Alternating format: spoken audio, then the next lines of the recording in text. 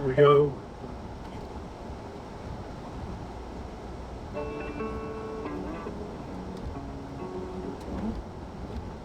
Maybe not.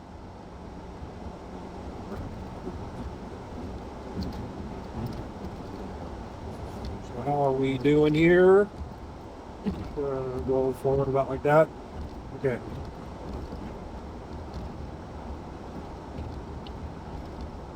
It is 5 minutes after 1.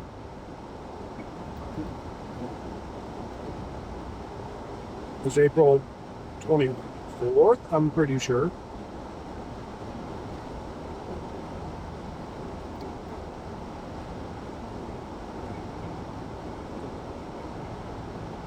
And even though I'm going to have to drive back through Steamboat, which I don't particularly like to do,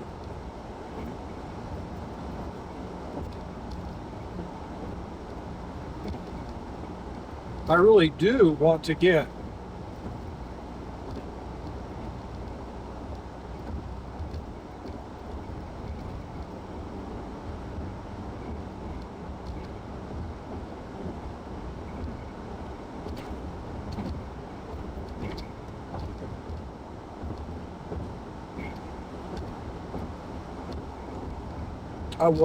this particular road from this direction because I never have.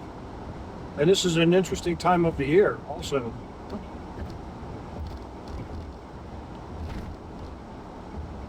So we're gonna head on up to Willow Creek Pass.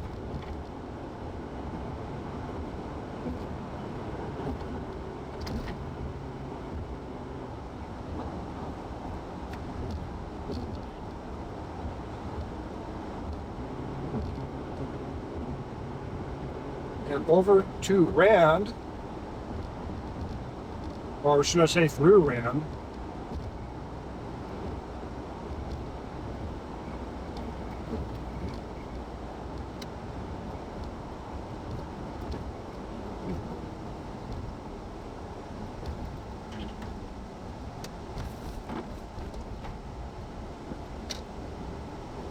I just can't think of a better time to film this than right now. I mean, it's really pretty.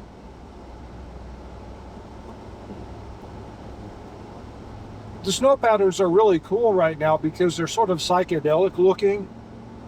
If you think about it, they're like a 60s retro look.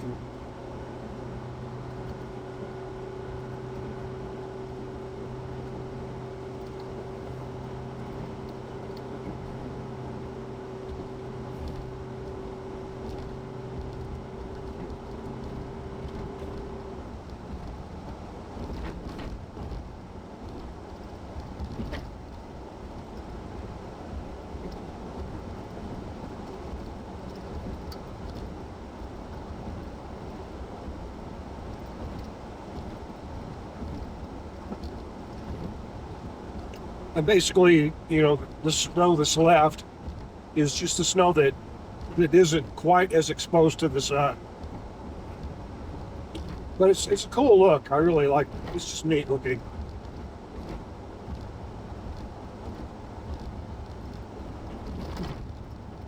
This road, like all the roads around here, is just beat up really badly.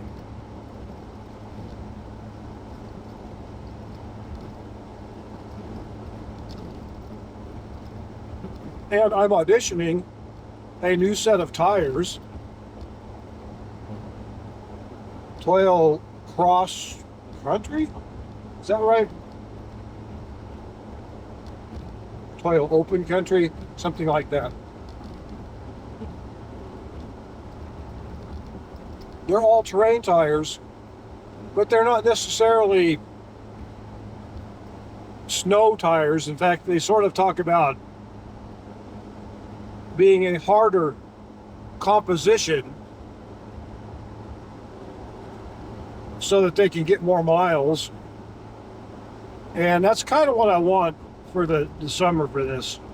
You know, I'd like an AT so that if I get in the mud Or if I get an occasional snow, because I expect to get into snow tomorrow. Maybe. I don't know. We'll see.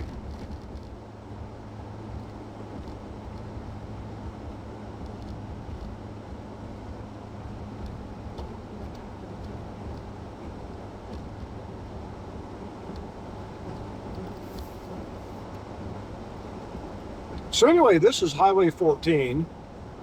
I believe it's Highway 14 anyway. No, 125, not 14. Yeah, Highway 125.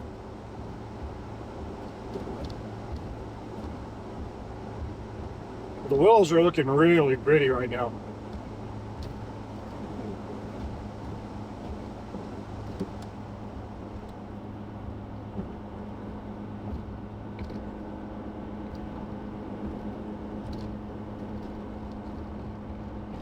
Yeah, this is actually a really good time to film this road because although I'll probably still be going on it in the next few weeks and likely months, there are going to be road crews out here fixing all this.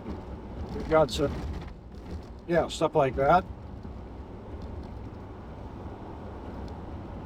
And once we get up into the to the canyon, the water is on the road pretty good, so.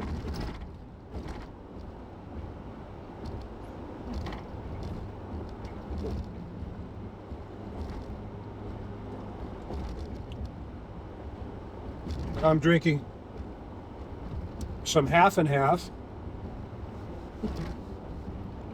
because I couldn't find an 8 ounce carton of cream.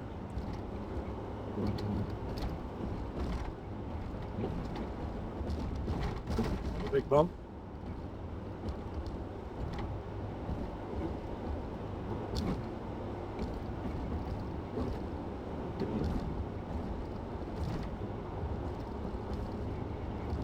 These tires are taking these bumps really well. I can feel that they're absorbing a lot of the impact. So it's a relatively gentle hammering that this car is taking, which beats a relatively severe hammering, right? By the difference between gentle and severe.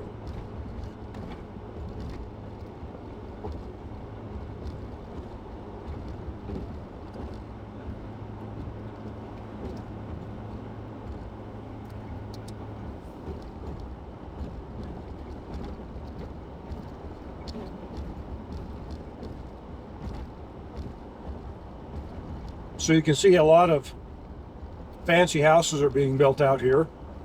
That thing is just fugly.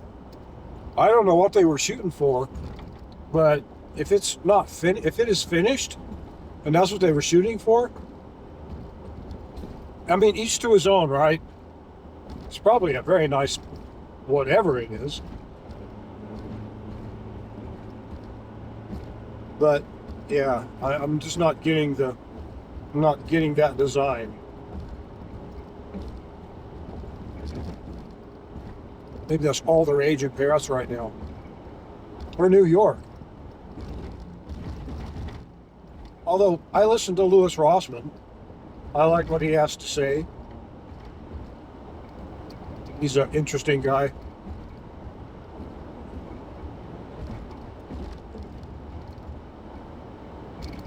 And he says there's not much happening real estate-wise in New York City. And he should know, he is a transplant. He moved from New York to, I think he's in the suburb in Austin, Texas.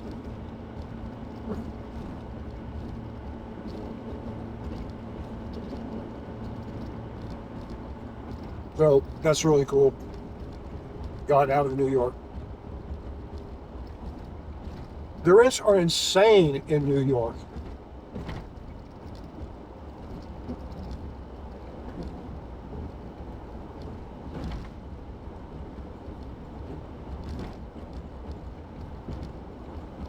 So I'm going to pull pull the focus back a little bit now that we're down here in the canyon.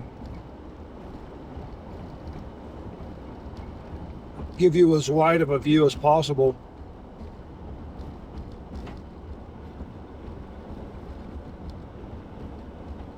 This is a really neat little canyon.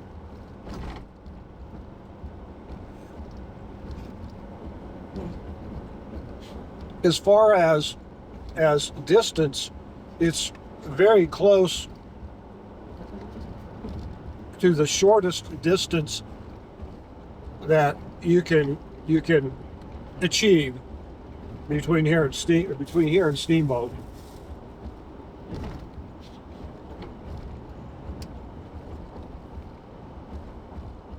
So the only thing I don't like about this road is that I have to go through Steamboat. If I go over Gore Pass, or if I go over the Trough Road, I can turn off of 131 south of Steamboat and make my way back home to Craig without having to go through Steamboat. On the other hand, and there is another hand today, right now Steamboat is at its least busy that it's going to be of the year. The start of mud season. We're still really more in winter than mud season, but I think the ski areas, either the ski area has closed down or the tourists, the flights, well, okay, they probably booked all their rooms and so forth months ago, not knowing that the winter would be as ferocious as it was, because there's certainly snow to ski. There'll probably be snow year round in some places. Well, there usually is up in the high mountains, but there's going to be snow. You may notice that the water's coming over the road here. This is a real mudslide area, and it's also a gold area.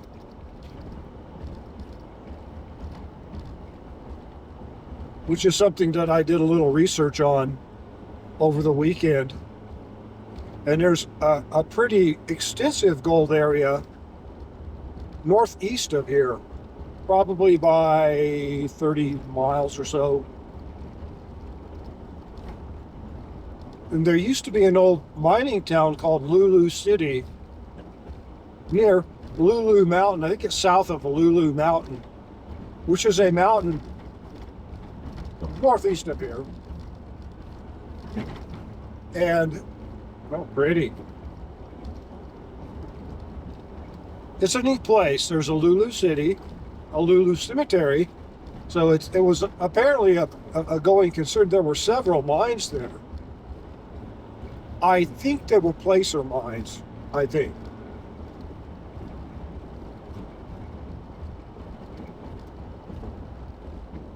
So this road got hit pretty hard last fall. It had mudslides in several places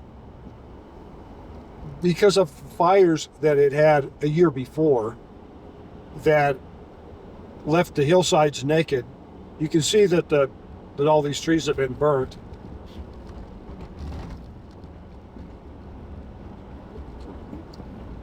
So a lot of erosion has gone on in this canyon.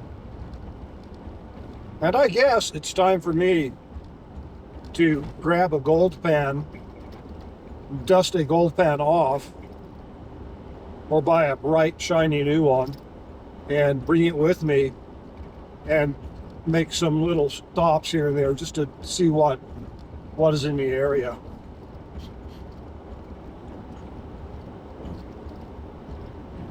Along with my research, the mountain that's in front of us right now is the south side. You're seeing the south side of Parkview Mountain, which is the most, well, it's the biggest mountain that you see. That may not be true. It's the most distinct mountain that you see. Yeah, that's probably true when you're in North Park.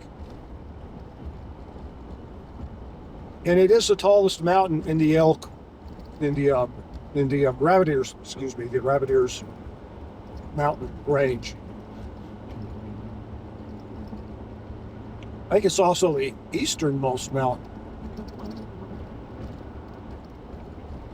There's a place, I think it's right in this area. There's a creek that comes off, I believe, off of the right, called Denver Creek. And that creek did it was a prospect or a mine at one time. But it was really just up on the side of the hill. So I'm assuming if it was a placer, it was a bench placer, placer, whatever.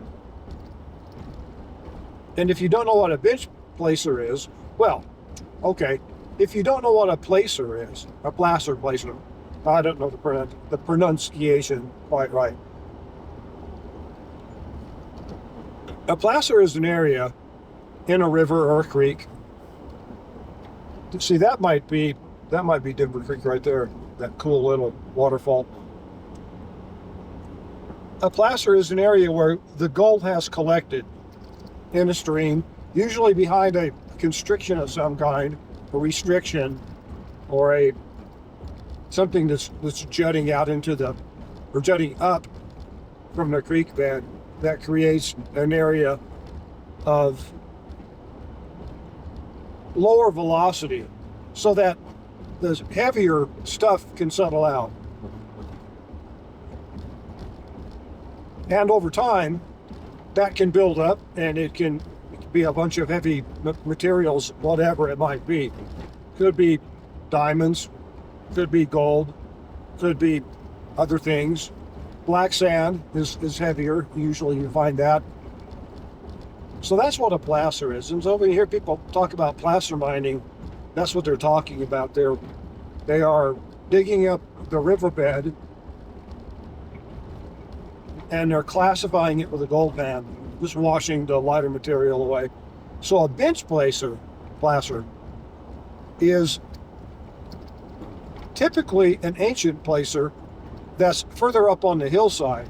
So as the creek was cutting the canyon that it's running through, like right now we see the creek down in the bottom of the canyon, but a million years ago, the creek might have been 10 feet up above this road.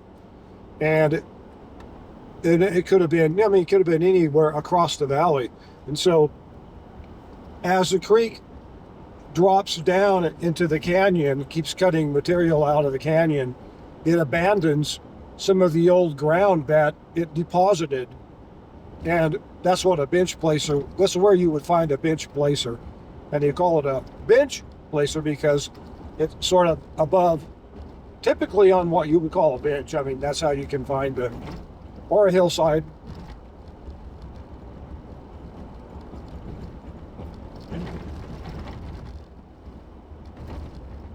So it's tricky.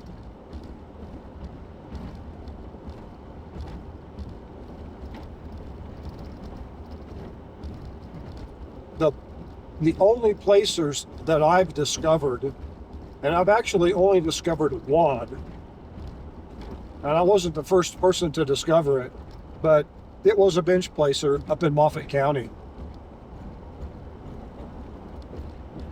It was very cool. It was very neat to find that. At the same time, I'm not one of these people that has gold fever. I'm not. I would rather find gemstones because gemstones are more fun, in my opinion, than finding tiny particles of gold. If I were to find a lot of gold, then that would be fun because then I could purify it. I could do things with it. I can make things with it, which is what I would want to do with it. Well, I probably also sell it. I mean, it's worth something, so there's that.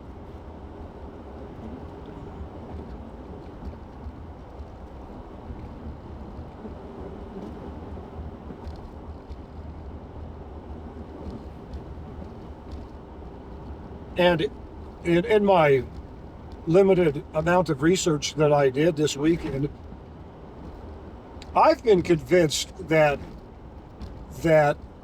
Parkview Mountain would be a good mountain to go take a walk on and go look at check the rocks out.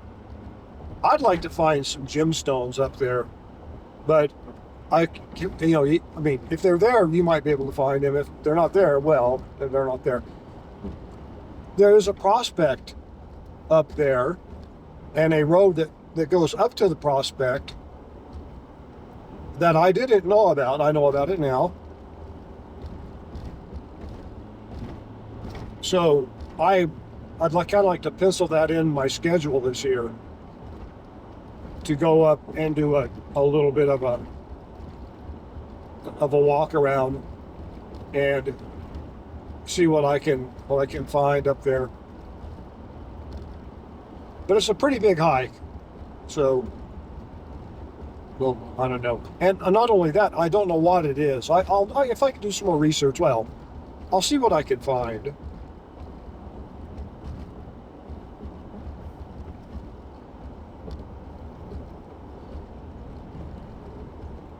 I used to be able to find public records extremely easily, but I found that in recent years,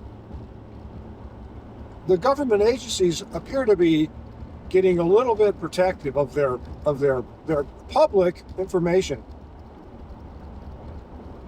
And public information is the mining history of an area.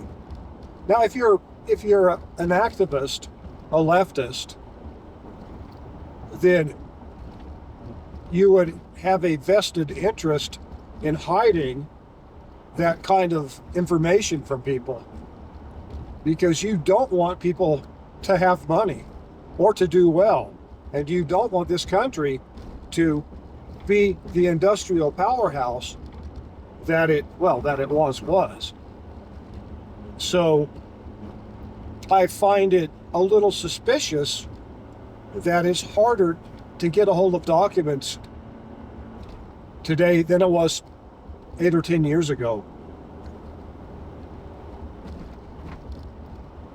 I'm really lucky that I've got a pretty great source of documents.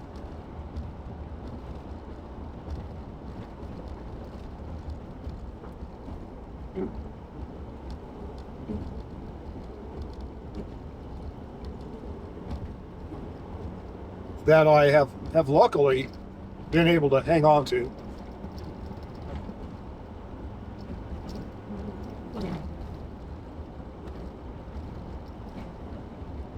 So anyway, but it's interesting to see what the world was like. If nothing else, I mean, just to know what people were doing up here. What was up here? What kind of gifts did God scatter around here? That's how I look at it. I think of gems and gold as presents that God hid for people that are willing to go take the time and look.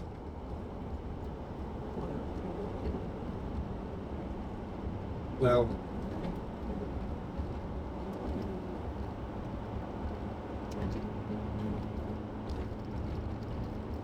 oh yeah, that makes me think of, well, Easter passed, a couple of weeks ago.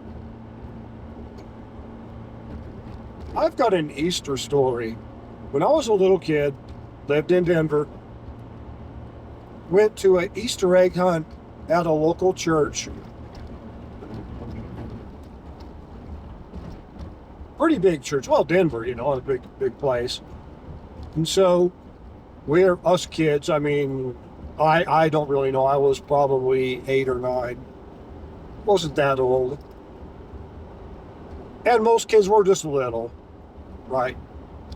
I don't think there were too many teenagers or anything. Just for little kids. Well, there were some special eggs.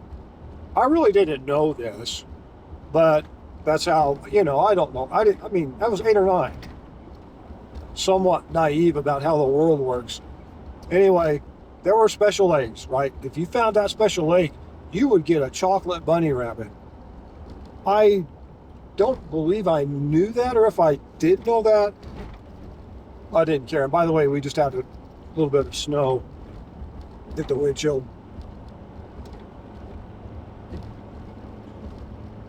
Well, as it happened, as luck had it, I wandered by this little square concrete planter with some sort of evergreen bush growing out of it.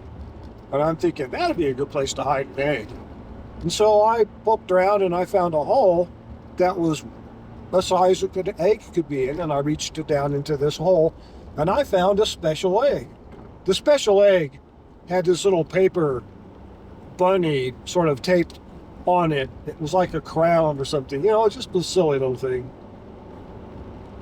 But the way my mind worked was, wow, this is a really cool hiding place. I wonder if there might be any more eggs here. So I checked it over, and on the other side of it, I found the other special egg. So there were probably 100 kids out there. I found both special eggs and a few other eggs. And I thought, well, that's pretty nice. Well, let me interrupt my story just to pick on the person that hid the two special eggs in one spot. That was stupid. You're probably not even alive anymore, whoever I'm picking on. But that was not a smart thing to do.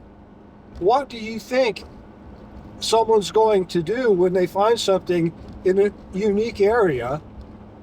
Don't you think you'd look for more? That's human nature. So you were either not thinking or you just weren't paying attention. Well, I don't know. I don't get it. So anyway, I had both the special eggs. That was pretty cool. I was going to get 2 bunny rabbits, and I thought, well, that's really nice. So we all gathered back when we were done at the hunt. And they said, who has special eggs? And I brought my basket up. And I had 2 both special eggs. But, there was a problem. One of the ladies there was like, no, you can't have 2 special eggs. You've got to give that egg to somebody else. And I'm thinking, and I told her, no, these are mine. I found these. Oh, no, you've got to give this egg to someone else. So this lady arbitrarily, out of a sense of fairness of some kind, gave that special egg to another kid. Maybe it was her kid. I don't know. All I know is I was pissed. Because I found both of those special eggs. I retrieved both of them, fair and square, and then I was treated badly because I found both special eggs. And then I was penalized because I found both special eggs. So here we are at the summit of Willow Creek Pass. It is 9,683 feet right here. We are now, I think we're in the Arapahoe National Forest, but we're going to drop into Route Forest here pretty shortly. I don't know how they section these forests off, but it's odd how they've done it. Anyway, back to the story. So I got my one bunny, and that lady took my bunny and gave it to someone else. And so at a very early age, I learned a lesson about people and about how they believe things are fair. In my mind, I found those eggs fair and square. I wasn't cheating. I was a little kid. In that lady's mind, I was a stingy bastard, even though I was a little kid. And she didn't like the fact that I had both eggs, and she was going to correct it. Arbitrarily stepping in, stealing from me, and giving that egg to someone else. Or giving yes, she might have given the egg also. I don't remember really. But that was bullshit back then, and it's bullshit today. While I understand her thinking behind that, and while I might have agreed to that She didn't give me a choice. She just, that was what it was going to be. You know, she might have been the one that hid the eggs. Maybe she hid the eggs and she felt foolish and decided to take it out on me. And so that was, I mean, an interesting Easter story. And I know Easter's not about that, but it became about that for me. And it's kind of a funny story, but it certainly does describe human nature to a T. And it describes conservatism and liberalism pretty damn good, you know, for an 8 or 9 year old. I knew it was wrong. I knew what she was doing was bad.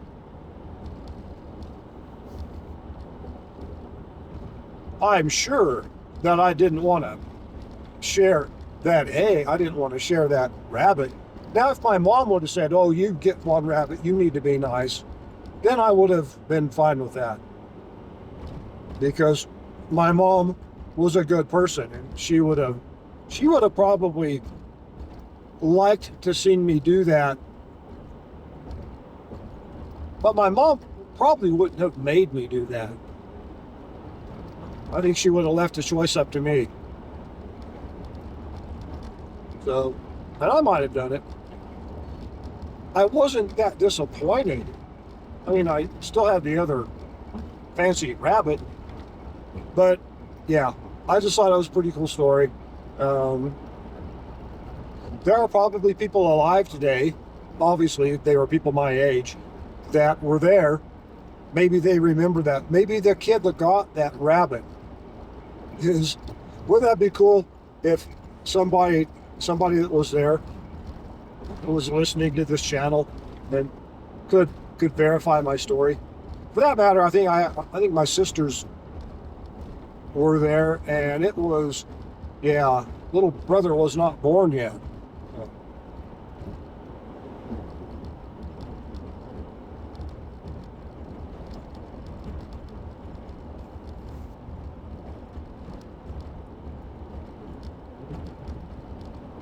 Yeah, I'll keep the camera pulled out for a while. But those tiny little chipmunks are out. Tiny little things.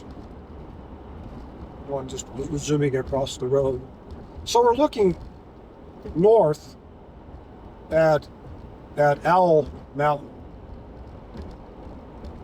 It's actually quite a big mountain. Kind of a weird spot for it too.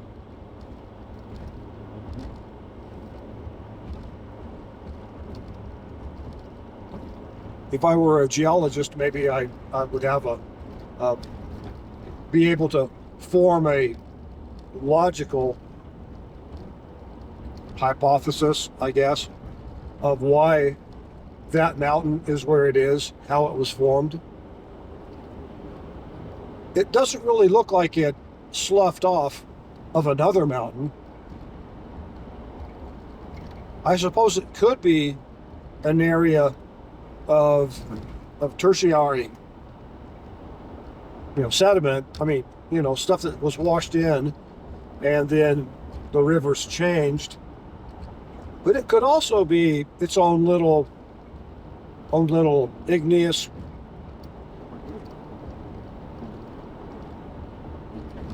upland dike, I mean, it could be something that came up. A volcano. It could have been a volcano. I don't really know.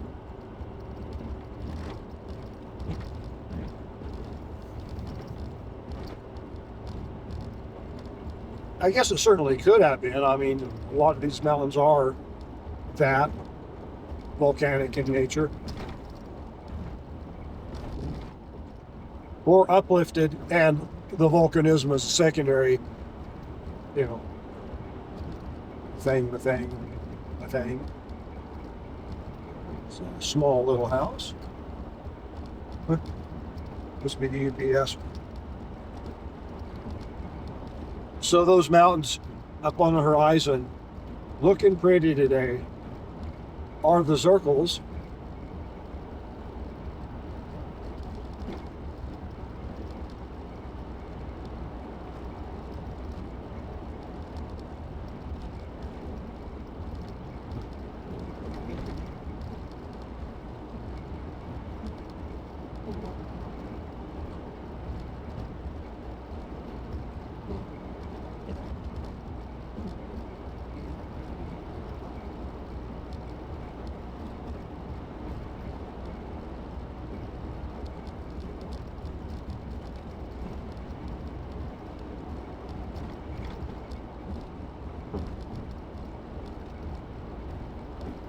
So again, it's just really pretty.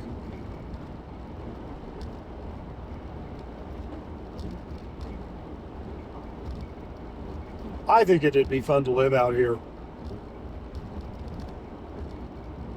Not thinking about utilities, not thinking about how horrendous the weather can be and the wind can be, not thinking about how long it would take me to get to a grocery store. All those things can get worked out.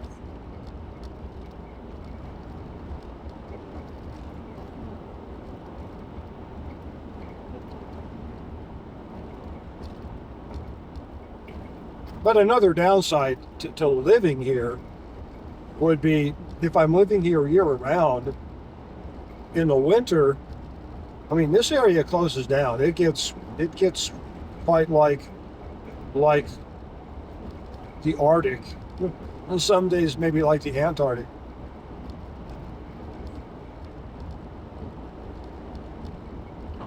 So it can get hard to move around here.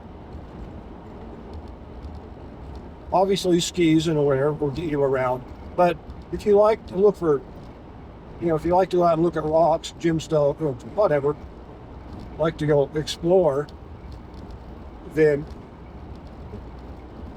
and if you like to explore and look for things, when the snow cover is everywhere, it's a lot tougher to find things. So, I don't know. It's a tempting thought. It's also in Colorado. I mean, if I were going to move somewhere, I think I would prefer a more conservative state.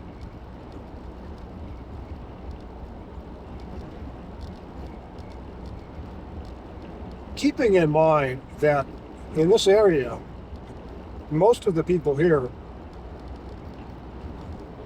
are easily as conservative as I am.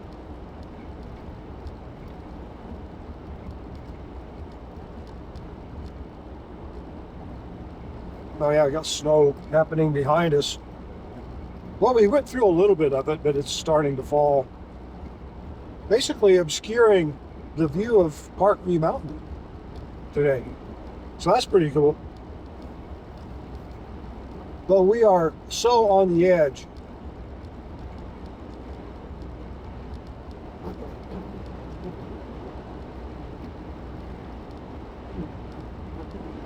Of winter that it is not a surprise. Little cabin out there. Really neat hewn wood on that little cabin. I don't know if you could see it, but it was over on the left. And then there's probably a same age cabin that's been taken care of. It looks really good. There are several cabins. There may be more cabins in Rand than there are regular houses.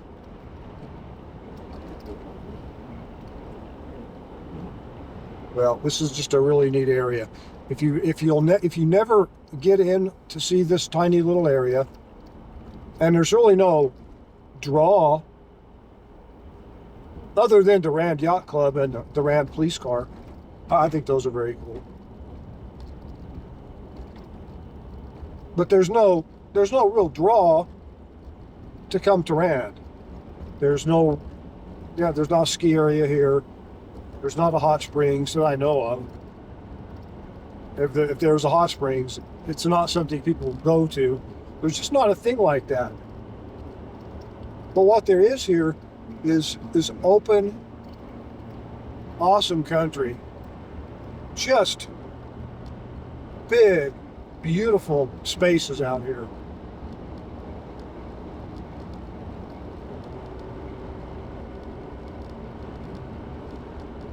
So, and usually when you see this road,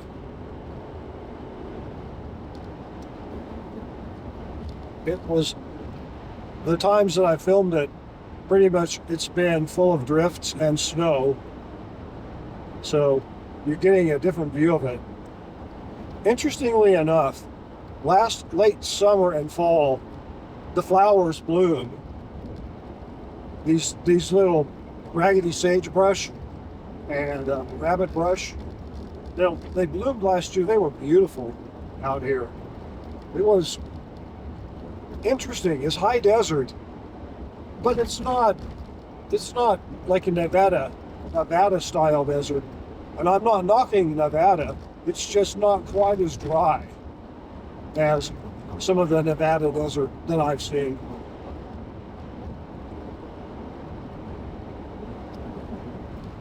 So we do get a lot of, well, I mean, look there, they farm here. There's irrigation, obviously, but they grow hay. I don't think they go up, well, yeah, they probably grow alfalfa.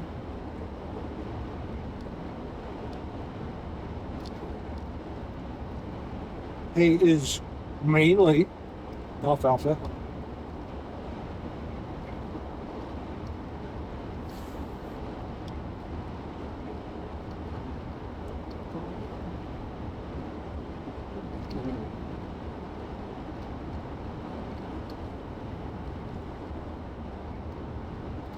And of course, the forest range, which you really don't think you can see it, maybe glimpses of it over. Yeah, you can sort of see it over on the right side. Looking really beautiful.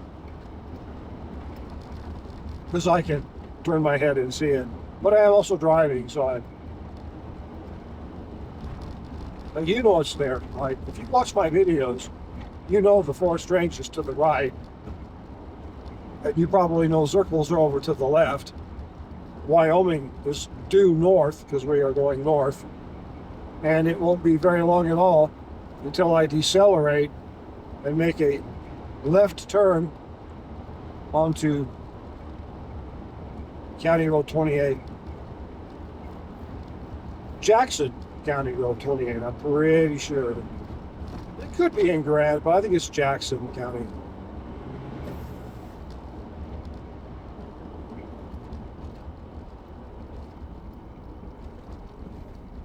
And I'm liking my tires.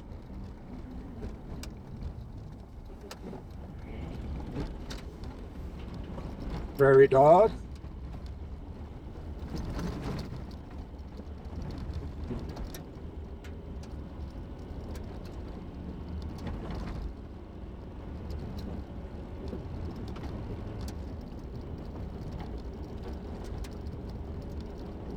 I guess I could run this camera down to the Highway 14.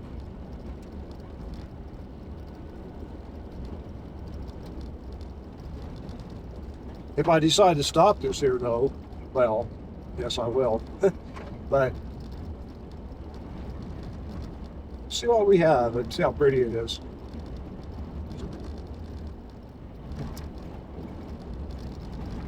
This is a neat time of year. You know, it's a time of transition right now.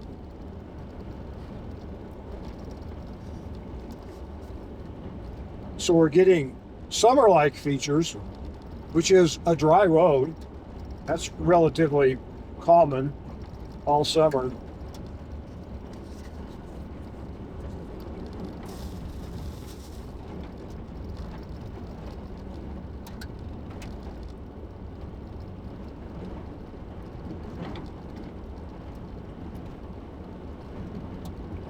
Obviously, we see the sagebrush.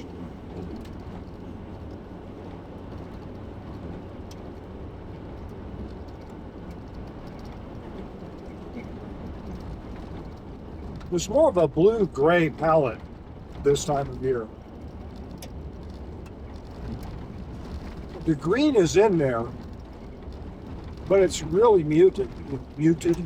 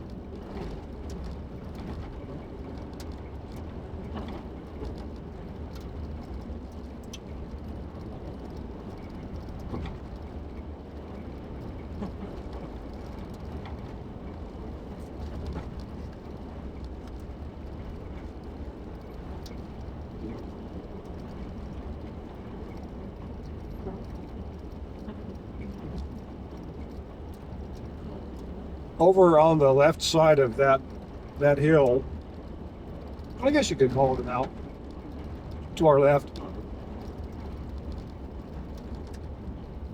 is the headquarters of Buffalo Ranch. I've never been there. I don't know the people, but I would assume that they're probably happy. I think if I lived out here on a big ranch and was able to afford it, that would make me happy.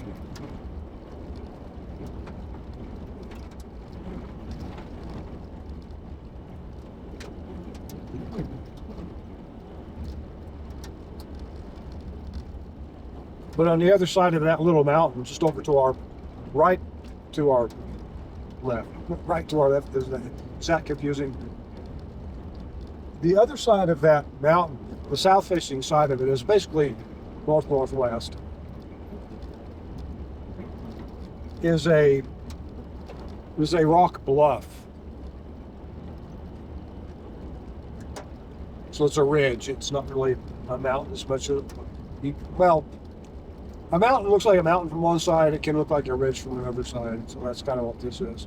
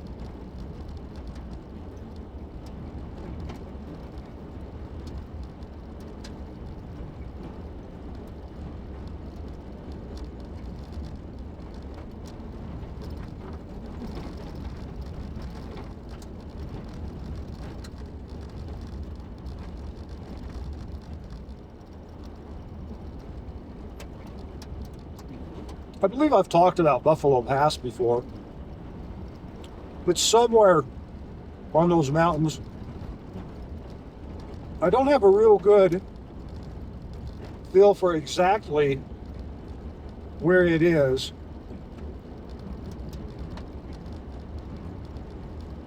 But we're probably looking at the area. I think it's probably more likely over to the left rather than to the right, because the right gets up pretty far north.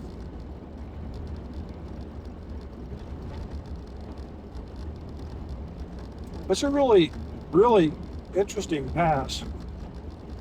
I don't know, I'm debating once it's open whether I take it. It saves about 40 miles. It saves a huge amount of miles. However, the drive up it is like about a 2 or 3 mile an hour drive, at least on the Routt County side.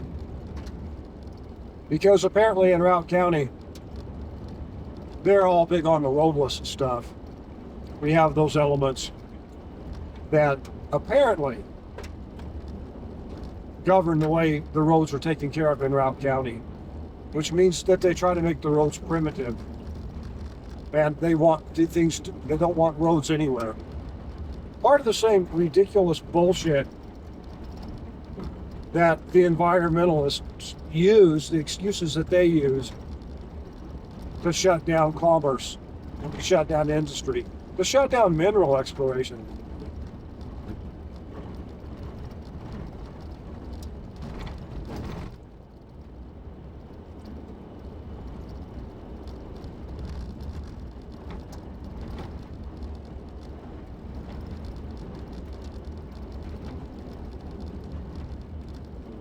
So I think it's a ridiculous ideology. And these people get paid with our tax dollars, paid to basically do harm to the public lands in such a way that the public lands don't benefit regular people.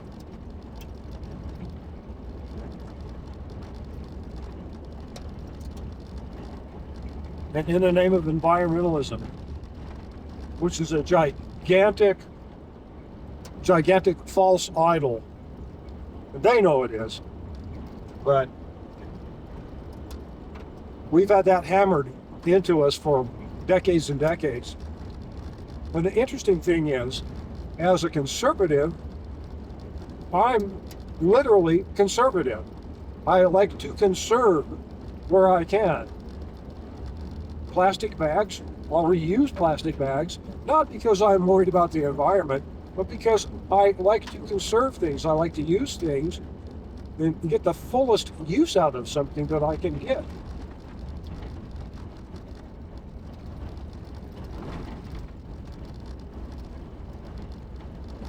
That's all great and good if you want to go buy an electric vehicle and you think you're saving the world.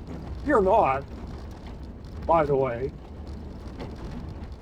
And the car that you traded off, if it had several usable miles left, I mean, in my opinion, use your vehicles up.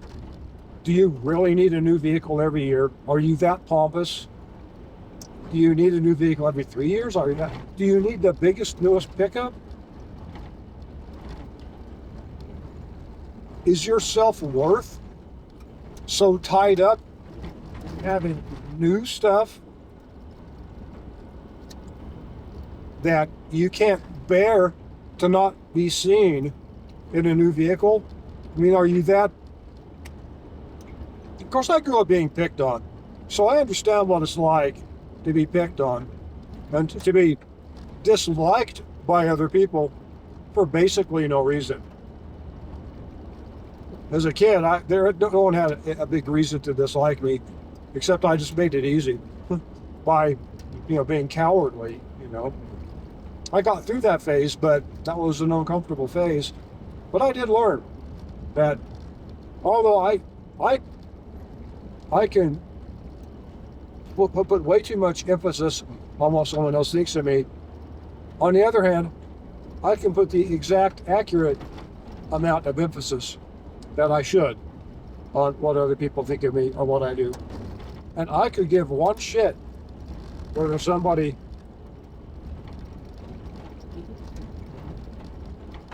looks down at me because I'm driving an old car.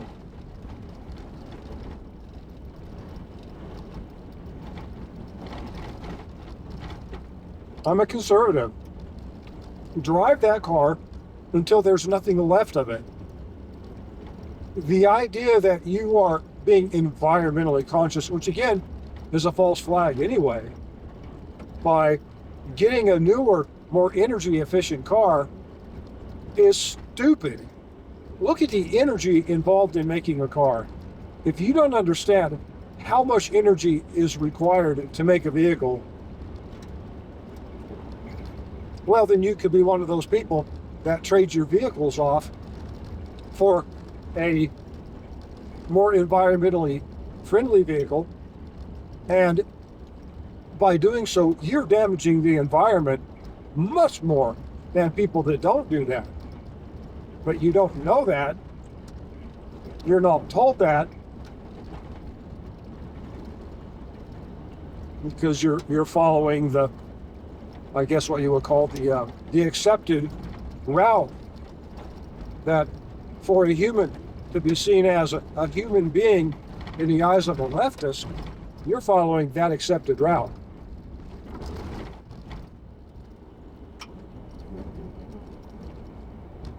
The biggest thing being doing whatever the hell they tell you to do.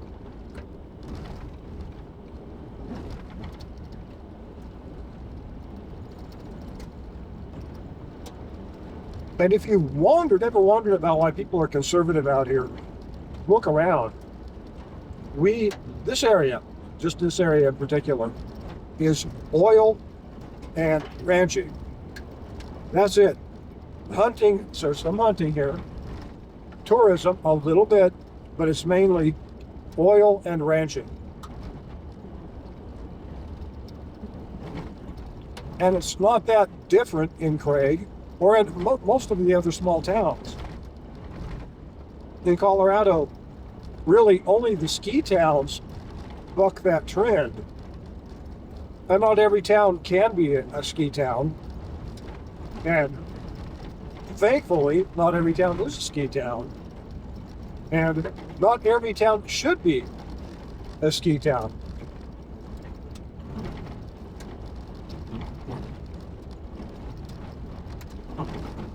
And so, for people who wonder why people on the western slope and the rural areas of Colorado are more conservative, it's simply because the leftist government in our state is at war with agriculture, with oil exploration, with mineral exploration. Everything that we make a living here is considered bad by these idiot leftists that run this state.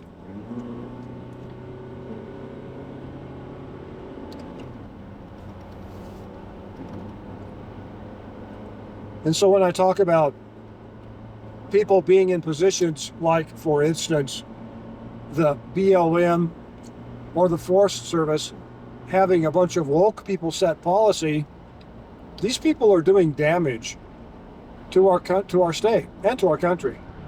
It's like CDOT with their ridiculous laws about slowing people down a mile before and keeping them slowed down a mile after some area where they're doing traffic, they're doing road work. That's insanity. That is got so much of a smell of leftist bullshit on it that I can't even say. All right, y'all.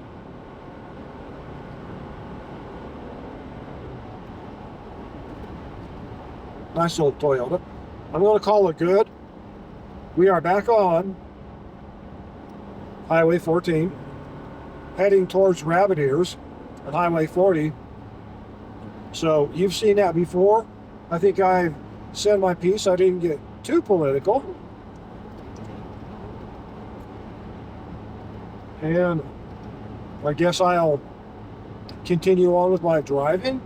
And I hope you're having a great day. If you're driving somewhere, drive safe.